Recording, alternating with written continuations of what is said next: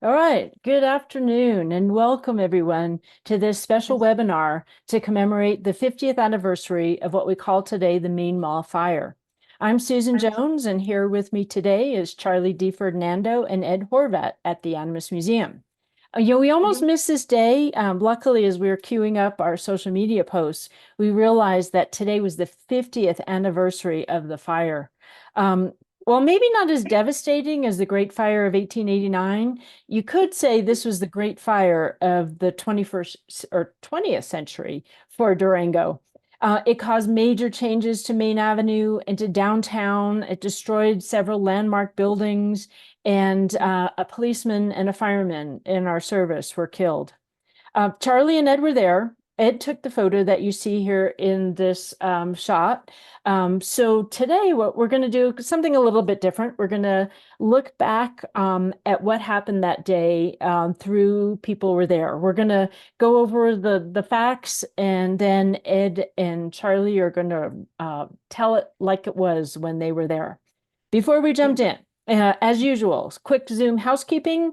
We're using Zoom's webinar feature, which means that you are all muted and your videos are all off. At the bottom of your screen, and you may need to mouse down a little bit to see it, there's a little hand icon for the Q&A.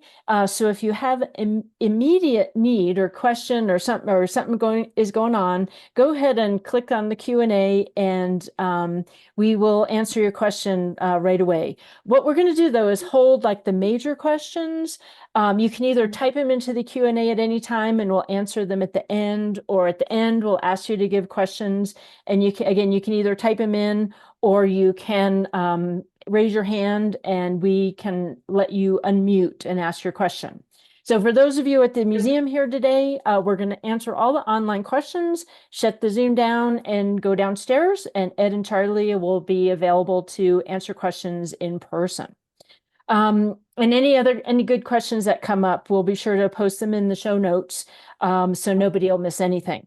This session is being recorded, and you will receive an email in 24 hours with a link to the recording and any other links that we talk about today. So let's get going. It started early Saturday morning, just before 4 a.m. on August 24th, 1974. The fire calls came in starting at 3:50 a.m. to the police dispatcher. One came in from one of the apartments over the Taylor Raymond jewelry store, thinking incorrectly that there was a fire at the Herb Williams Lumber Company. There were 5 apartments in that building and 50 apartments in the next door Metropole Hotel. A few minutes later, an explosion blew out the back wall of Taylor Raymond Jewelry, killing fireman Nick Parks and policeman Gail Emerson as they were making sure that all the residents were out of the apartments. The fire spread quickly and destroyed Thompson's Saddle Shop, Pacesetter's clothing store, Taylor Raymond Jewelry, Chez Louis Restaurant, Garden Sporting Goods, the Metropole Hotel, Gamble's Department Store, and the city taxi and REA office. Also damaged by fire, smoke, and water were the Newman Building, the Kiva Theater, Basin Rexall Drugstore, and the Levine Clothing Store. Several stores, 2 apartment buildings, and 2 young Durango men were gone. The damage was estimated at $2 million, equivalent to something like $13 million today. The fire raged out of control all morning. We have many photographs that we'll share with you today in our collection, starting with these striking black and white pictures taken early in the morning by Kathleen Parker. At the time, Kathleen was a reporter for the Mountain Eagle, a now defunct newspaper. She got a call at 4 a.m. and headed into town with her camera. She remembers seeing the flames up from Animas City. She also remembered the quiet, other than the sound of the fire hoses, and then later on, the sounds of bullets going off in Garden Sporting Goods store as it burned. It was originally believed that a faulty fuse box in the Taylor Raymond apartments was the cause of the blaze. However, in November 1975, Gilbert Frederick Martinez was arrested and booked on 4 counts of first-degree arson and 2 counts of murder for the deaths of Emerson and Parks. Martinez was found to have caused additional fires at the Central Hotel, the Railroad Lounge, and a home on Fifth Avenue. He told then police detectives Dale Smith and Chris Wiggins that he was, quote, angry about being evicted from his apartment in the Taylor Raymond building. Martinez pleaded not guilty by reason of insanity. A Durango jury could not agree on the verdict. The case was transferred to Breckenridge, but the jury there could not reach a verdict either. Before the third trial was held, an agreement was reached. And Martinez was, as the Herald said in the 1990s, quote, committed to a mental hospital for 18 years. He was not allowed to return to the Durango Cortez area where he grew up. The main mall opened in 1976, housing 26 shops and dedicated to the memory of Parks and Emerson. Gamble's, the Metropole, and Chez Louis never reopened. According to the Herald's Sally Morrissey, the fire destroyed 75 years of Durango history, since all of the buildings destroyed or damaged were built in the early 1880s or 1890s. The 800 block was always the heart of the central business district of Durango. Ed was there. Let me turn it over to him first. Okay. Well, thank you, Susan. I think people my age, I'm 70 now, and I think we all have reminiscences of big events, and we remember where we were. I was 9 years old when Kennedy was shot, and I remember that exactly how I heard about it very well. 9/11. First thing I really all my life I've remembered is the downtown fire of 1974, and I think most people who were here at that time that are still around can tell you exactly where they were and what they were doing when they learned about the fire. In fact, I've talked to a number of people, friends and acquaintances that do remember exactly what was going on. So the downtown fire was one of those things for me. In 1974, I was a 20-year-old college student, just getting ready to go back to my to Fort Lewis for my junior year. I still lived at home the first 2 years of college. I was getting ready to start the third and probably move out of my house, but I was still at home. And I remember I was in bed that morning, and my mom came downstairs to my bedroom and said, "You know, Ed, there is a huge fire going on downtown."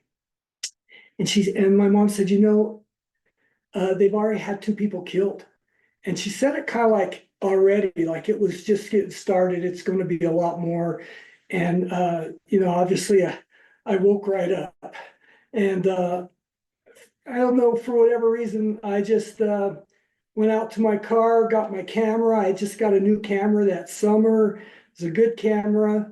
And I headed down towards downtown, and I think, if I remember right, and if the pictures are correct in my mind, I headed up to the Rim Drive on Fort Lewis initially, and I took that picture that was that Susan showed at the start of the presentation. This is another one I took. It's kind of out of focus. Back then, the cameras, you had to do the focus yourself. You couldn't rely on autofocus. But these people are the Kearns family: Becky Kearns, her younger sister Julie, their mom Betty, better known to me as Mrs. Kearns, and they just happened to be up there, and I took this picture with them at the parking lot, one of the parking lots just along Rim Drive. I think that was taken just south of the chapel up there. So anyway, go ahead and go to the next slide, Susan. Yeah, here's another one. This is not a Susan had first, but it's similar. So you can see to the extent of where the fire was and how much smoke was still coming out. There's a lot of water going onto it at that time, obviously, so a lot of smoke. Okay, next slide, Susan. And so I headed down. I decided, well, I'll head down and see if I could get some photos closer to the fire. And this is 8th Street on the east side. Just to orient yourself, that building, kind of the whitish building on the corner down there, is now the Durango Visitor Center. At that time, it was Durango Music. So I headed down, took that picture. And next one, Susan. Yeah, just to see where water's going,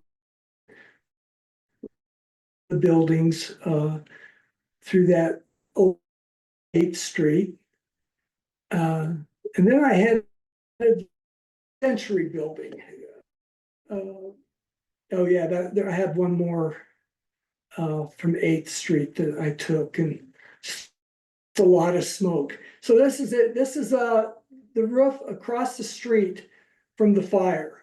So those three guys on the edge are Tom Necky, Philip Luce, and Alan Andrews.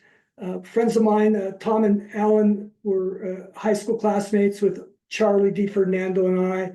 Phil Luce was my boss at Mosquito Control that summer. So what I did for a summer job, worked for Mosquito Control. And I don't know, we all ended up there.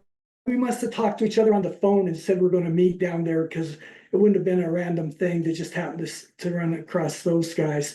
But I did go up onto the roof on the building, which is just south of the Century Building, which is a 3-story building on the corner of 9th Street and Main Avenue. And I'll show you a picture of that at the end of what it looks like today. But I did tell Alan Andrews that I might put this picture in here, and he said as long as the statute of limitations for trespassing on the roofs is over, that's fine with me, Ed. So, and then the guy on the right, I don't know, he's just some random roof sitter that happened to be up there. Not really sure who that guy is. Maybe somebody will recognize him and let us know. So this is us across for Gambles. And Gambles was a flash. They sold TVs, they sold washer dryers, but they sold hardware too. And it was a pretty popular store back in the day. Okay, Susan. All right, this is the picture of them fighting the fire. Gambles would be on the far right side. Obviously Thompson's Saddle Shop with the horse. The Chez Louis restaurant is farther south, and then I guess and Charlie I think that's the Kiva was next, wasn't it? Garden Swartz. Oh, Garden Swartz, correct. Garden Swartz, and then the Kiva. The jewelry store was between Thompson's Saddle Shop and Gambles. Yeah, it's the TAM building there. Yeah, the TAM building. Next to the Metropole. Yeah, and that the Metropole, you can see the sign Metropole Hotel. Go ahead, Susan, next one. There's Gambles. And that's really pretty much the northern end of what was completely destroyed. The Rexall Pharmacy was not torn down. It wasn't destroyed. I'm sure it had a lot of damage, but it stayed in business. And you have to remember back then, when we in 74, if you wanted to buy anything, you went downtown. You didn't go out to Walmart. You didn't order it on Amazon. You didn't have another place to shop unless you went to Farmington. You went downtown. So all these businesses were vibrant, going businesses. Everybody at that time knew these businesses and traded at these places. They were really well known. Like Susan said, that was the heart of the Durango retail business community at that time. Okay, next one, Susan. This is a good photo. You can see the guy on the ladder, obviously, but there's a guy in that smoke on the left. You can barely see. There's two firefighters on the right, and there's the guy on the left. And honestly, I don't think firefighters wear Scott packs now so that they can breathe oxygen while they're in smoke. And I'm sure they had them back in 74. I don't think they're that new of a phenomenon, but I'm not sure that guy had it at that time. I'm sure there must have been some secondary injuries, smoke injuries from this fire, because it was a really hard fire to fight. What I do remember is and I'll show you a picture, but they had to come and knock down the wall so they could just get to the fire because there were false attic ways, false areas that the fire got to that they really couldn't access to get water on, to get it out. And that's part of the reason it took them so long to get this fire out. It went on most of the day on that Saturday, and it started very, very early. Okay, Susan, next photo. Yeah, that shows, if you look at, you can see a crane that's holding, trying to get to the fire so they can get water on it. So they brought these big cranes in and started knocking down the fronts of these buildings so they could get the fire out. I mean, if they could have got to the fire, they might have saved some of these buildings, but they just couldn't get to it. They had to do what they could to get water onto the fire. Okay, Susan, next one. There's another one that's where the roof is kind of collapsing in from the use of that crane to gamble. Okay, next one. This is a street level shot I took of the fire department. I think that fire truck, I have to look, but I think that's actually Animas Fire Protection District that had that truck there. I think maybe the white one, it could be Durango Fire, but I think a lot of their trucks were on the other side back on today is Narrow Gauge Avenue. Back then it was more of just an alleyway. But I think most of their equipment was back there, and that a lot of the firefighting was going on from the back side rather than the front side that I had access to. Okay, go ahead, Susan. Just another one, a little bit out of focus.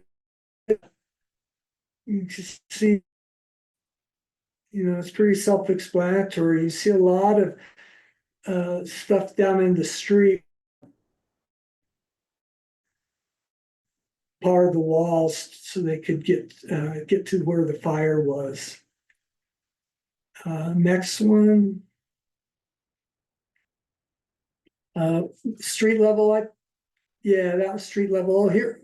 Yeah, street level.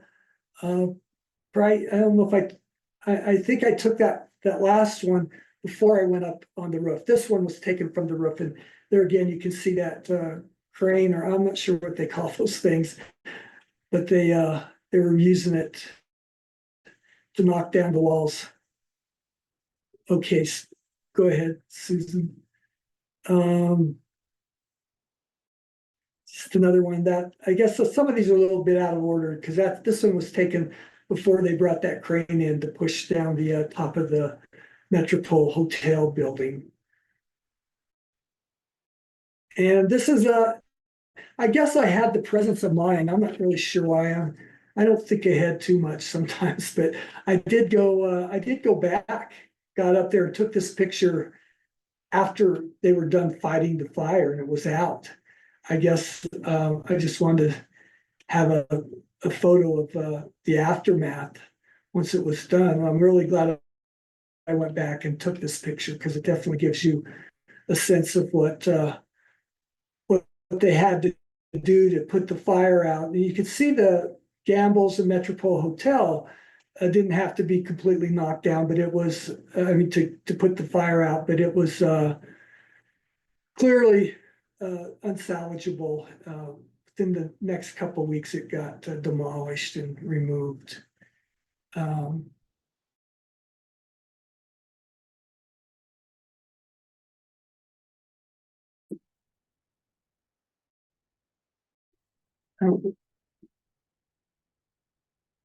Oh, there it is. So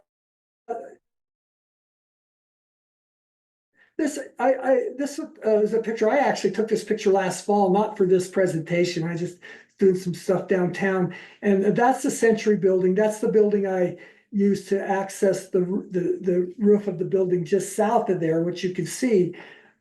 Central building's 3-story, the other building was just 2-story, but since 74, they've added a 3rd story. It's kind of a setback. I don't know if those are apartments or what's up there. But the Century building, I knew a little bit about it because my dentist, Dr. Parkinson, had his office in that building. So I had some familiarity with it. And maybe that's how I knew how to get on the roof of the building just south adjacent. But that's, you can just, to the right is exactly where we're taking those pictures, which is on the east side of the 800 block. And next one, Susan, was built by, I want to say it opened up 76, Charlie, 75 or 76. Took them a couple of years, obviously, to get it built, but it's a nice, nice replacement, I guess you might say. And maybe one more, Susan.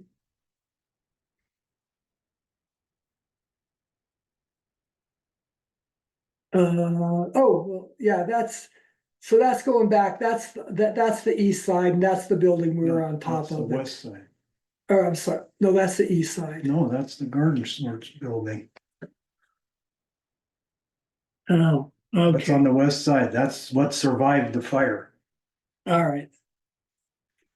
The main wall is, the wall starts right there. Oh, yeah, That's where yeah. basic wrecks all, that's. Yeah, that's what I want. That's why I had it in this order. I wondered what I was doing. I get confused. It just kind of looked like that building. But yeah, that's the part, the building that actually didn't burn.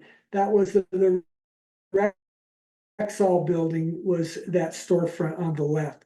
My bad. I'm sorry. I should have paid more attention to what It's the it old looked like. I thought Levine's. I'd recognize it immediately when it got put up. But anyway, so that's it. So anyway, you know, I mentioned that everybody remembers. So just a couple more almost anecdotal stories of people that I've talked to about that downtown fire. Just to kind of add a little background. So I have a friend, most of these, it's amazing how all these people are just exactly my age. But I have a friend, Norval Pollard, who was a sports writer for the Herald back in the day. And on August 24th, that Saturday, he was going to do what was called the Basin A-League preview.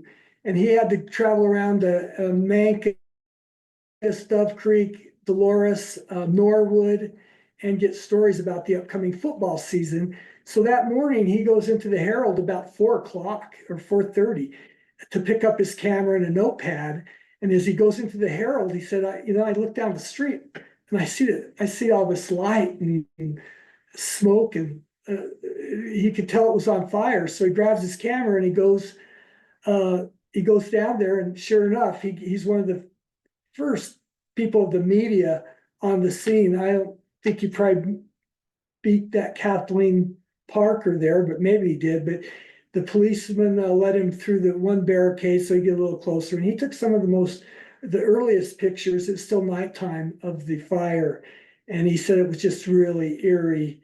And he actually told me back then that whoever took the pictures for the Herald could just keep the negatives, and he believes he still has the negatives that he took.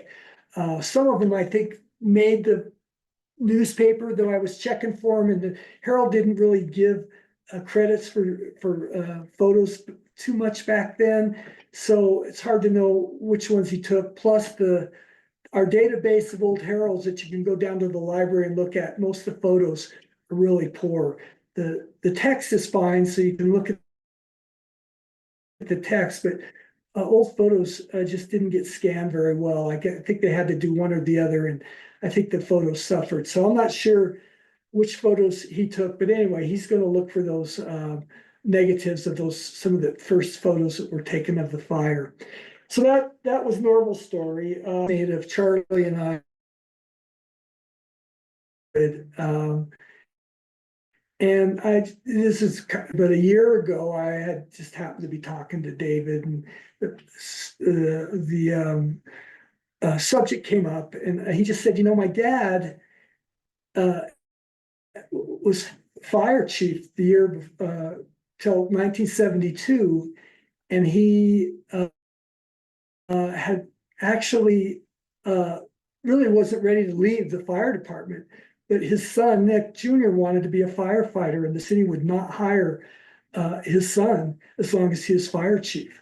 So he resigned, even though he had been fire chief for 20 years. He was like the youngest fire chief in the state in his early mid-30s when he got the job in 1952. And then he retired in 1972, so his son could join the fire department. And that was kind of a sad story there. Though I did know Chief Parks when I was in high school. We did what was called a student government day, and they would assign high school seniors to shadow the city officials, and where it'd be the mayor or the public works or the police chief and different people that work for the city, the recreation director. And because I had red hair, and my friend Fred Stevenson also had red hair, we got assigned to be fire chief and assistant fire chief. So so I got to know Chief Parks a little there, and he was just a fantastic guy. And after that, he went on to be the airport manager for like 9 years. He was quite a leader in La Plata County. So then another quick story. My brother and sister-in-law had came to Durango sight unseen the day after this fire, and my brother-in-law was just telling me, they came from Austin, Texas. My sister-in-law was taking a job with the Bureau of Reclamation. They had literally never even heard of Durango before they saw the job posting and took the job. They had never been here, showed up the day after. He said it was just a really rainy, dreary, terrible day, and they just had this big fire downtown, and they just but as it turned out, it worked out. My brother-in-law is still here. My sister-in-law passed, but in for the next 50 years. So that was a good thing. But they always remember getting to Durango the day after the big fire. Another quick story is I have a friend named Gene Jones, and his older brother, Mike, was in Charlie and my high school class. And Gene told me that because of this fire downtown, my brother Mike decided he would become a firefighter, and he joined the Animas Volunteer Fire Department, and did that, and then went from there into EMS, and he actually ended up retiring as a paramedic from Durango Fire and Rescue a few years back. Mike passed away too a few years ago, and then Mike's younger brother Bruce followed Mike and became a firefighter, and he made a career out of it, going to Ohio, and became a fire chief there. And then Gene, our friend who still lives here, also became a volunteer firefighter, and for many years with Animas. And they had some background in firefighting. Their grandfather, Charles Conroy, had been a fire chief for a time in the 1940s. So they had that background. But I guess if you want to say something positive out of this fire came, all three of these guys became firefighters, and Gene kind of attributed it to the effect it had on them, this catastrophic downtown fire. And then another quick story. McGann Reed, who volunteers at the museum, who was also a classmate of Charles and I asked her the other day, what do you remember? And she said, oh yeah, Ed, I was out our garden. My mom came outside and said, McGann, turn off that water. It's on the radio. There's a huge fire downtown, and they need all the water pressure they can get They don't want anybody watering their lawns. They didn't want hardly any water use if it could be helped, because they needed the water pressure to fight this fire. So that was her remembrance of it. So like I say, everybody that was around back then could probably tell you a story of what they were doing when this fire occurred. So I just kind of a little bit of leave you guys with just a little bit of a quote. It says this guy was a Secretary of Health, Education, and Welfare under Lyndon Johnson. His name was John W. Gardner, but he said, never looks like history when you're living through it. And that is so true. Something that when this happened and I went down with my camera to take pictures, this is just a day in my life. Oh yeah, there's fire. I would take some pictures. I never had any idea my history, never forget, and then maybe taking more pictures. But I think we all have to realize that it never looks like history when you're living through it. So that's my story, and I'll turn it over to Charlie so he can tell you his. Okay, so here is another picture. It shows the Newman Building, and a lot of new people to Durango have no clue that one of the major entertainment spots in Durango existed in the Kiva Theater there in the Newman Building. I was actually employed at the Kiva Theater as assistant manager, and the morning of the fire is sort of dim in my memory, because I don't think I knew about it till it was well on its way. Even though I lived fairly close to downtown, I was probably sleeping off a night of celebrating the night before, had a few too many beers. But anyway, I either got a call or was roused somehow and was told to get down to the theater and retrieve the copy of the film print for The Sting. The movie showing at the time was The Sting with Robert Redford and Paul Newman. And at the time, of course, this was still motion pictures were on 35 millimeter film, and those films were rented by the theater company through an exchange in Denver. And Mann Theaters Corporation owned the Kiva at that time and was my employer, and they owned the entire Newman Building there. And whatever we had to do to retrieve the copy of that print, because if it had been lost in the fire or destroyed, Mann Theater Corporation would have been charged to reproduce that film. It would have been, $10,000 or $15,000. I'm not sure the exact amount. And Mann Theaters did not want to be liable or responsible for the loss of that film. So I show up down there, and of course there's police lines, the fire line, and the projectionist at the time, a man by the name of Lester Thornton, lived in the Century Building, in the apartments upstairs in the Century Building. He met me down there. We both had keys to the theater. Lester was an older gentleman and had no way, he physically could not have carried the film cans downstairs from the projection booth. So we, I think, broke the police line and went in there illegally without permission. Of course, the building, the power had all been cut off to the building. It was dark. It was full of smoke. We had to make our way through the lobby from Main Street there and go up the stairs to the projection booth. And we had to get the different reels of film into the shipping cans.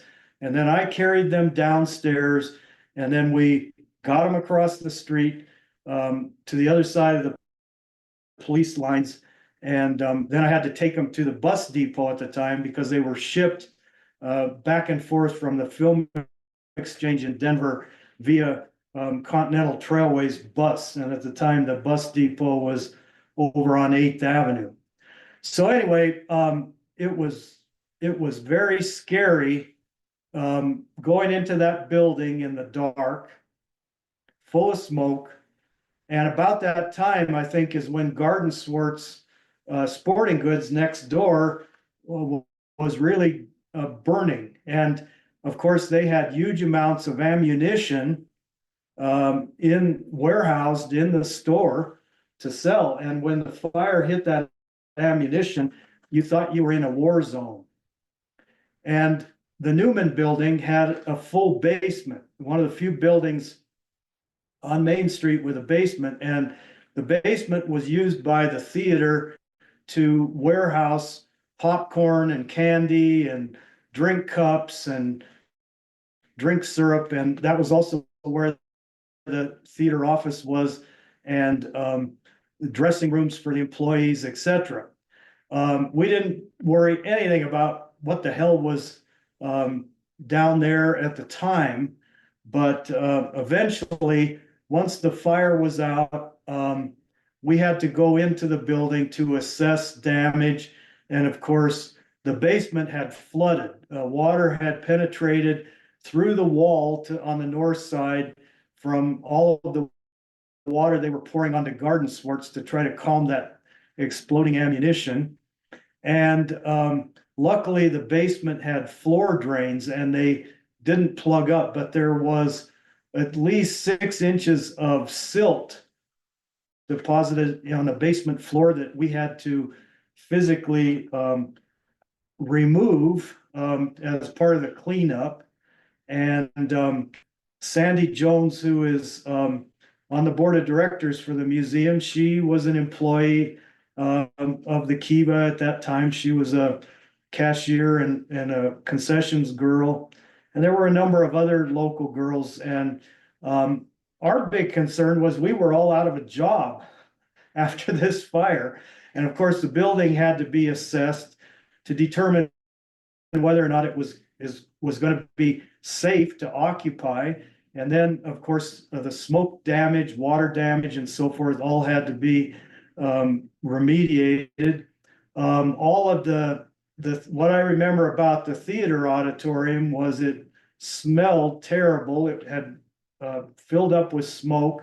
So the upholstery on all of the theater seats smelled terrible. All of the carpeting in the lobby smelled horrible. The whole place had to be repainted. They had to come in and clean the carpets. The upholstery on the seats all had to be cleaned. The screen itself was smoked up, and a special company had to be brought in to recoat the movie screen on the stage because it was just gray. You couldn't really see much. So anyway, my recollection is very faint. I don't remember how long it was that we were shut down, but eventually the theater was renovated and we were able to reopen. And I did continue in employment there for a little bit longer. But that building eventually was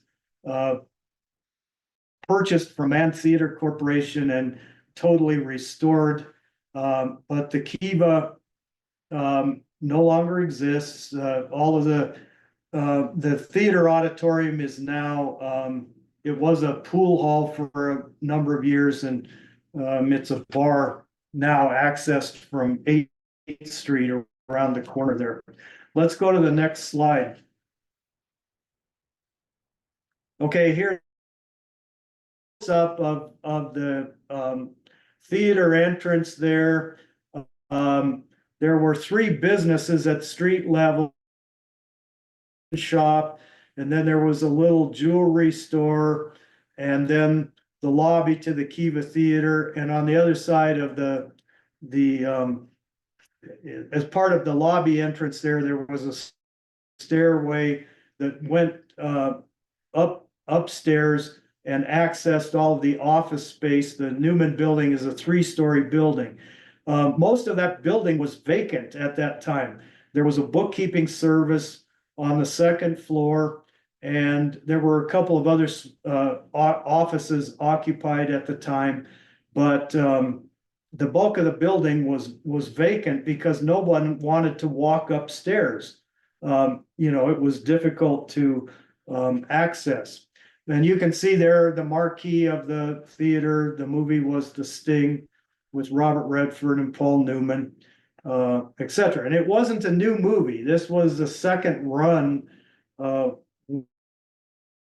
when we were showing it at this time. The Kiva very rarely got first run movies. I mean, we got them once in a while, but they were always more expensive. So small towns like Durango usually waited quite a while to get a first run movie. But you can really see the destruction there of the Garden Swart store and the Chez Louis restaurant. Now, I had a connection to the Chez Louis French restaurant because prior to working at the Kiva, during my high school years, I worked at Chez Louis during the summers. And I loved working at Chez Louis. It was one of Durango's first upscale restaurants. They had linen tablecloths. They had finger bowls that nobody in Durango knew what to do with. People tried to drink it instead of washing their fingers, etc. Let's go to the next slide. So again, here's the Gagapole Hotel,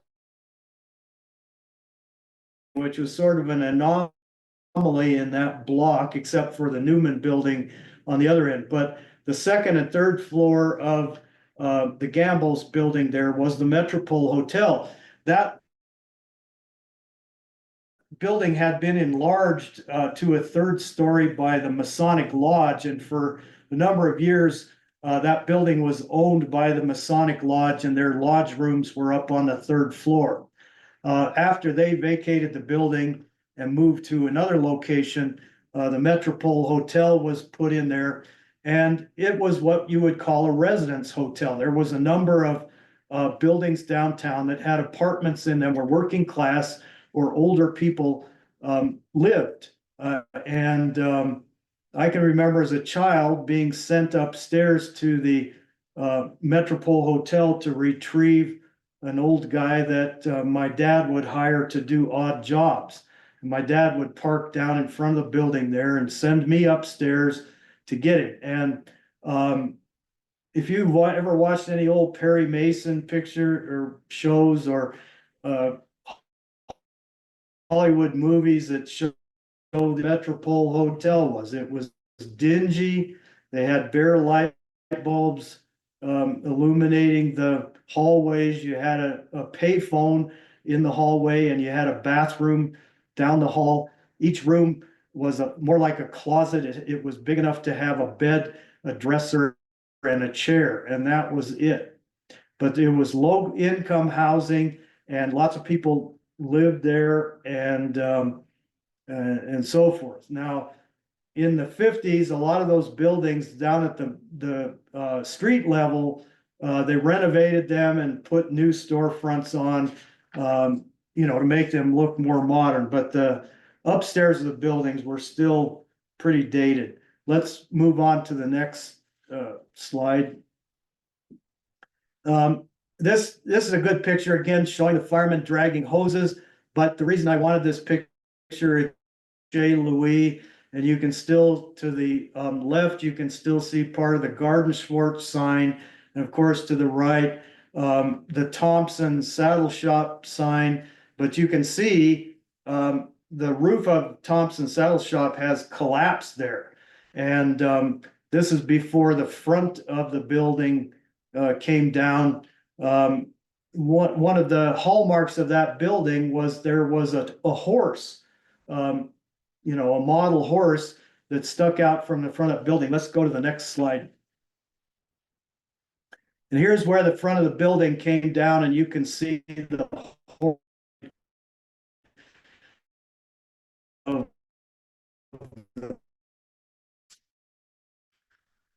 And Thompson's Saddle Shop as a child, I loved to go to Thompson Saddle Shop.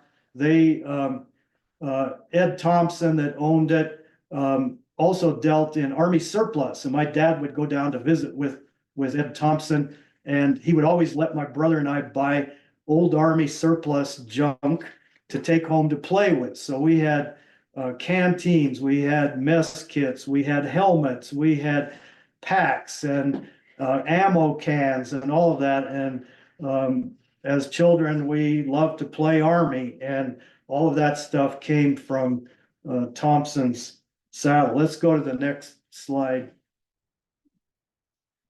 Again, here, just another picture. We've seen all of those, but you can see the Thompson's horse there before this is earlier in the fire, before those fronts came down, and you can see the white building to the left of Thompson's Saddle there, which was Chez Louis. Upstairs, the Chez Louis building had been occupied by an early department store called the Fair, which was a big thing in early Durango. Later, it was occupied by the Goodman family with Goodman Paint and Glass. And the second floor was a lodge hall that was occupied by several different fraternal organizations at different times. When the building became, and it was also the Montgomery Ward department store for many years. When I was a little kid, both the main floor on the ground level and the second floor was Ward's department store. But when Chez Louis moved into the building, the upstairs was converted into a banquet hall. And downstairs was the regular part of the restaurant and so forth. Let's go to the next slide. So here again, this is looking south.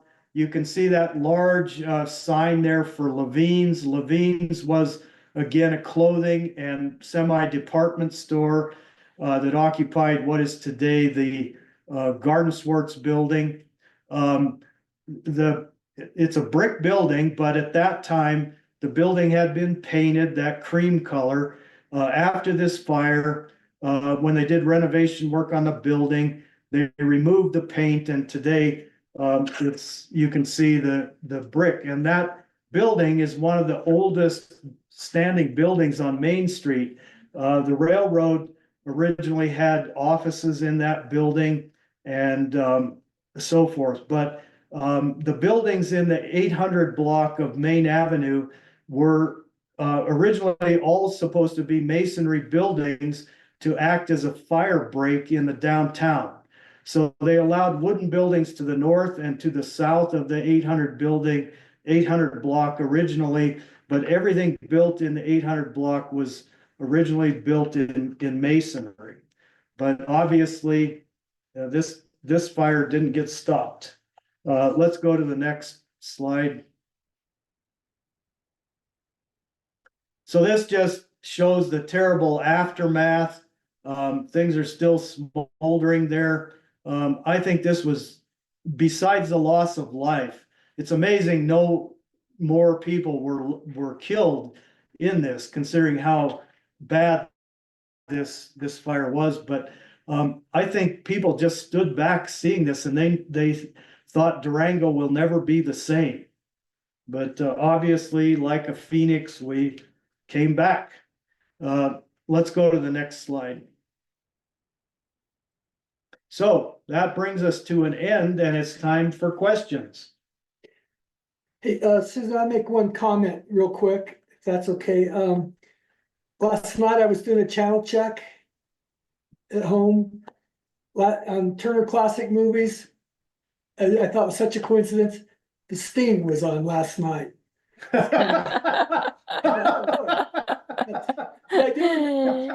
It's a message. First run movies. That movie came out in 73, but didn't get to Durango till 74.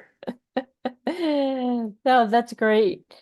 Oh, all right. I'm looking in questions. Kathy Gibson wanted to remind us that the Taylor Raymond store was originally Frank Balster's store. Frank set up his photography, jewelry, clock and watch repair in 1893, and he sold that store to Mr. Taylor in 1915, who partnered with Taylor Raymond, and that was the best jewelry store in town forever and ever, I guess we could say. Yep, and at the time of the fire, it was owned by the McCartneys. And again, most of the property owners in that block that lost buildings became partners by pooling their land and became partners in the Durango Mall. So that was not a single development. All of those people pooled their money. They got loans to build it, and then they reopened their businesses in the Durango Mall once it was open. The only people that did not participate in that was Louis Germain, who owned Chez Louis, and there was one other person. Right now, it's gone to my memory. But anyway, so all of those businesses went on. But in a different form and in a different format. And of course, in the 70s, malls and like shopping malls were the big thing. I think if this happened today, they would never build that the way they did. I mean, it's proven to be very unsuccessful. I mean, it's a sort of a blight on downtown Durango. And at some point, it'll come down and hopefully something better will be put up. All right, any other questions? I hope you've enjoyed. We're kind of experimenting again with our internet owl, but it's kind of fun to have Charlie and Ed in the same room and going back and forth. So that's been a wonderful experience. I'm glad that we were able to commemorate this fire 50 years on, and it's now history, and we've got it recorded.